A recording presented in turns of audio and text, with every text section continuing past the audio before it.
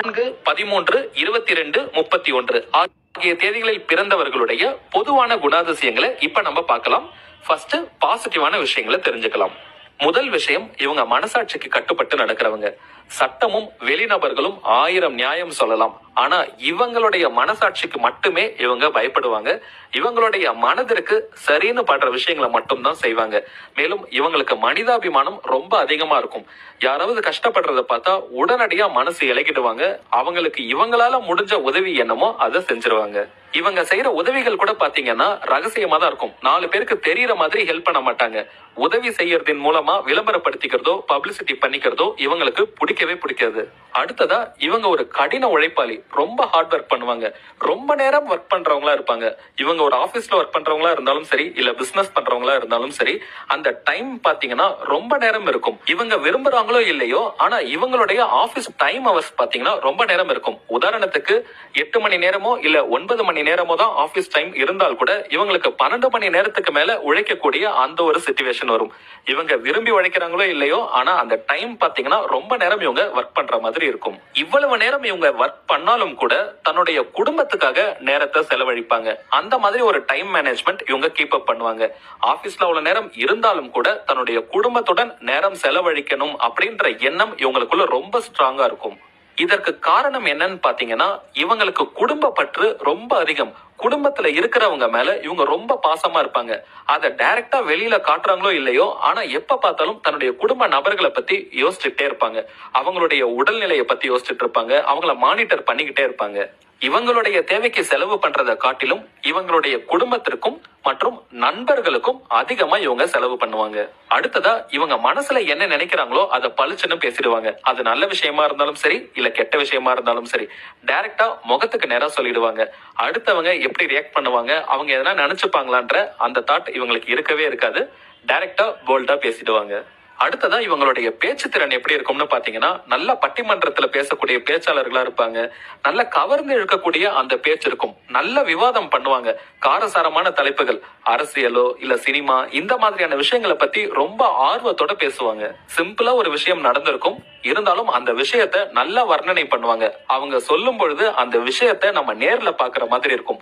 அந்த அளவுக்கு பேச்சாற்றல் இவங்க கிட்ட இருக்கும். நெக்ஸ்ட், இவங்க ஒரு பெரிய இயற்கை விரும்பி. நேச்சர்னா இவங்களுக்கு ரொம்ப பிடிக்கும். மலை பிரதேசங்களுக்கு போறது, கடலை சார்ந்த அந்த இயற்கை எழில் கொஞ்சம் அந்த இடங்களுக்கெல்லாம் போறது இவங்களுக்கு ரொம்ப பிடிக்கும். ரொம்ப இயற்கையை ரசிப்பாங்க. இயற்கைய இவங்களை விட ரசிக்கிறவங்க இல்லைன்னு கூட சொல்லலாம். அந்த அளவுக்கு நேச்சர்ல வர இவங்க இருப்பாங்க.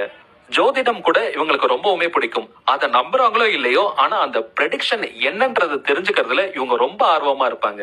இவங்க கிட்ட ஒப்படைச்ச வேலையை இவங்க முடிக்கிற வரைக்கும் தூக்கமே வராது. அதை பர்ஃபெக்டா முடிக்கணும்னு பாப்பாங்க. அது குடும்ப ரீதியான இருக்கிற வேலையா இருக்கட்டும், இல்ல ஆபீஸ்ல கொடுக்கிற வேலையா இருக்கட்டும், அந்த வேலையை பர்ஃபெக்டா முடிக்கிற வரைக்கும் அதை பற்றிய யோசனை ஒரு சைட்ல இவங்களுக்கு ஓடிக்கிட்டே இருக்கும். பொதுவாகவே பாத்தீங்கன்னா, சில பேர்லாம் நல்லா யோசிப்பாங்க. நல்ல சிந்தனை செஞ்சு அந்த ஐடியாஸ் கொடுப்பாங்க. மைண்ட் ஒர்க் நல்லா பண்ணுவாங்க. சில பேர் உடல் ரீதியா உழைப்பாங்க.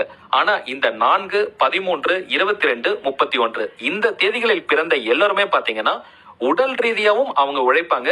செயல்பாடுகள் சிந்தனை ரீதியாவும் இருக்கும். ஐடியாஸும் நிறைய கொடுப்பாங்க.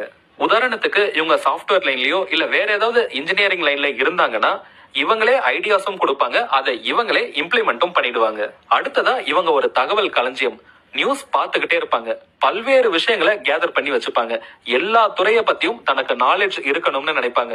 விளையாட்டு, சினிமா, அரசியல், இந்த மாதிரி உலக செய்திகள் எல்லாத்தையுமே இவங்க கேதர் பண்ணி வச்சுப்பாங்க. இதற்கான காரணம் என்னன்னு பாத்தீங்கன்னா, இவங்களுக்கு வாக்குவாதம் பண்றது, இந்த விவாதம் பண்றது ரொம்ப பிடிக்கும். அந்த மாதிரியான நேரத்துல இந்த இன்ஃபர்மேஷன்ஸ அவங்க வெளியிடுவாங்க.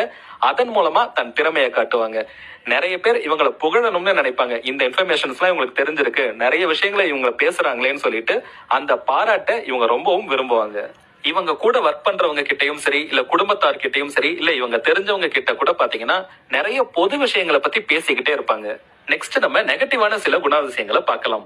அதுல ஃபர்ஸ்ட் விஷயம், இவங்க கிட்ட ரகசியம் தங்கவே தங்காது. இவங்களுடைய மனசுல எந்த ஒரு ரகசியமான விஷயத்தையும் நீண்ட நாளைக்கு ஒளிச்சு வைக்கவே முடியாது. உடனடியா அதை வேற யார்கிட்டயாவது ஷேர் பண்ணிடுவாங்க. ரெண்டாவதா அதிகமா புலம்பிக்கிட்டே இருப்பாங்க. நான் ஆல்ரெடி சொன்ன மாதிரி இவங்க ரொம்ப ஹார்ட் ஒர்க்கர் தான், ரொம்ப நேரம் உழைப்பாங்க. ஆனா அந்த உழைப்பை பத்தி வெளியில சொல்லிக்கிட்டே இருப்பாங்க. எனக்கு இந்த அளவுக்கு ஒர்க் பிரஷர் இருக்கு, எனக்கு இந்த மாதிரி உடல்நிலை சரியில்லை. அவங்களுக்கு இருக்கக்கூடிய அந்த நெகட்டிவான விஷயங்களை ரொம்பவும் அதிகமா புலம்பிட்டே இருப்பாங்க. அடுத்ததா இவங்களுக்கு ஆபத்து வருவதற்கு யார் காரணமா இருப்பாங்கன்னு பாத்தீங்கன்னா இவங்களுடைய நெருங்கிய நண்பர்கள் மற்றும் நெருங்கிய உறவினர்கள் தான்.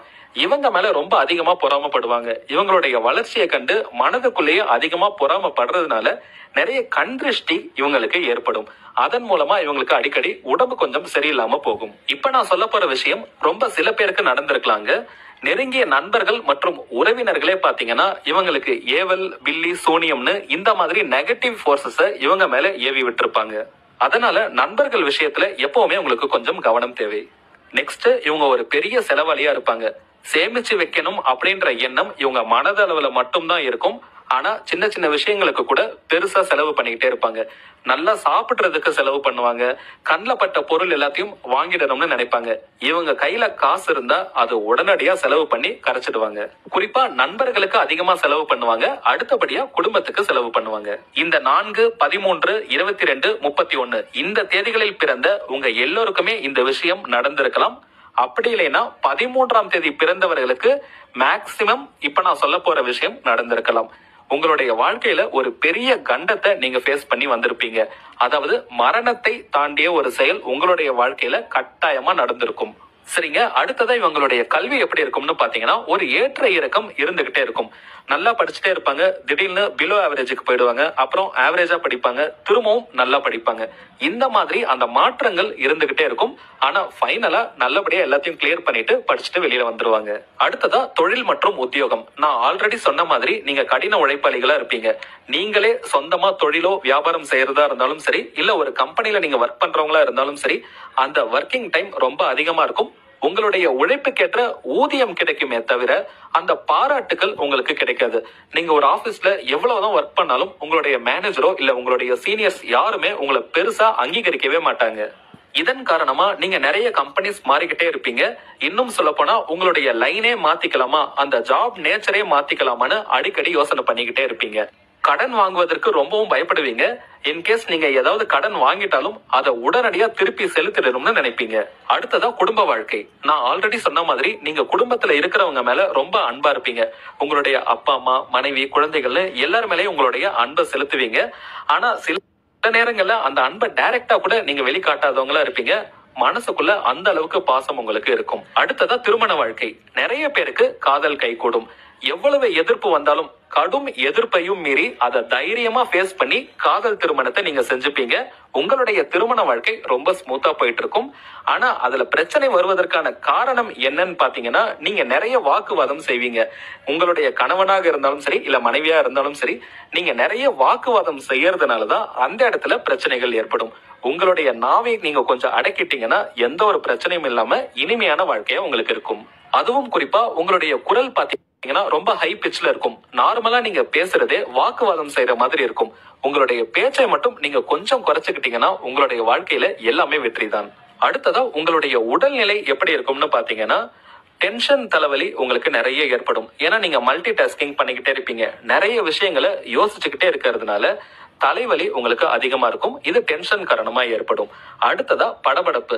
நிறைய வேலைகளை முடிக்கணும்னு ரொம்ப ஆர்வமா வேகமா செயல்படுவீங்க. அந்த படபடப்பு இருந்துகிட்டே இருக்கும். இதன் காரணமா பிபி லைட்டா உங்களுக்கு இருக்கும், அந்த ரத்த கொதிப்பு இருக்கும்.